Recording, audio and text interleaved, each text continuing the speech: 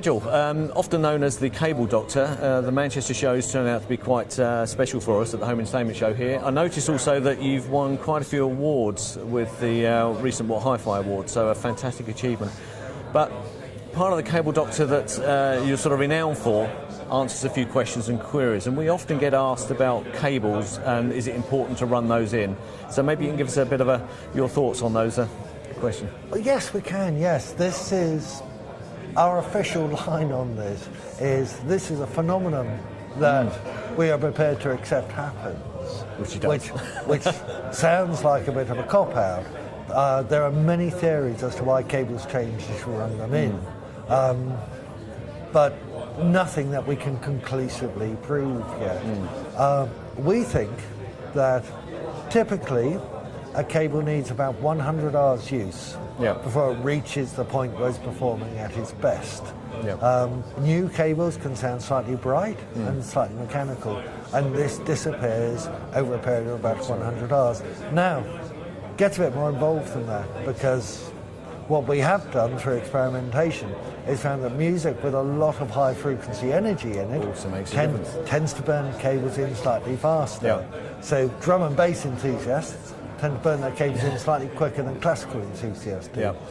And to some extent, we also feel it's dependent on the equipment that the cable is actually connected to as well. The amount that drives the current down the cable, and of course it excites the little molecules within the cable, all adds to trying to burn that cable in. That all makes a big difference. There's nothing to stop you leaving a CD player on repeat with the cable connected to the amplifier and the volume turned down, and that will certainly speed the process up. We regularly at work demonstrate to our customers and our dealers the difference between a new cable and a burnt-in cable, and everyone's always struck by how much difference there actually is.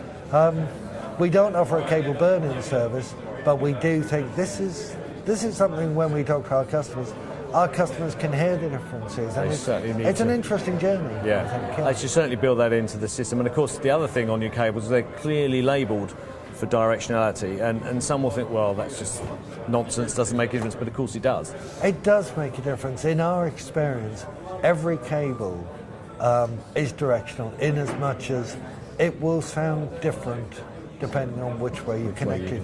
The degree to which that affects the sound varies enormously from cable to cable. So some cables are extremely directional, whereas others are very difficult to tell apart. We clearly label our cables simply because even if you're buying a Crimson Plus, it's a big investment and you may as well get the best from it.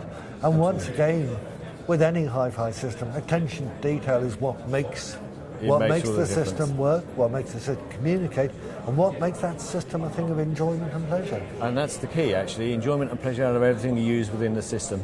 Now, I assume, obviously, customers can contact you direct in terms of either via the website or via email with their queries and questions. You're quite unique in the sense that you're one of the few companies that offer that direct service. We think that's a very good service to offer. We have an enormous database of information about what cables work with what systems, what's particularly good, and that's advice that we're willing and able to share. And because our dealer base is so effective, it means that customers can get advice on a cable to try and then go and borrow the cable themselves to try. Fantastic. So customers can log on to, I think it's www.chord.co.uk? www.chord.co.uk. They can go to the Cable Doctor section, they can list their equipment, they can submit their question, and we'll be only too happy to answer it. Fantastic. Nigel, fantastic. Thank you. Thank you.